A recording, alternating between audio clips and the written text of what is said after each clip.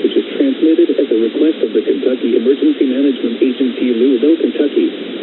At the request of the Kentucky State Police, the Kentucky Emergency Alert System is activated to assist in the broadcast of an Amber Alert. An Amber Alert has been declared. Repeating, an Amber Alert has been declared. Incident summary. Suspect shot and killed mother of shared child and fled with the child in a burgundy Ford F-150 with extensive front end damage. Victims, Kaysen Gordon. A black male aged 2 years. He has brown eyes and black hair and is 3 feet tall, weighing 40 pounds. Suspects, Christopher Gordon. A black male aged 32 years old. He has brown eyes and black hair. He is 5 feet 5 inches and weighs 140 pounds. Last seen, unknown clothing, and was in possession of handgun.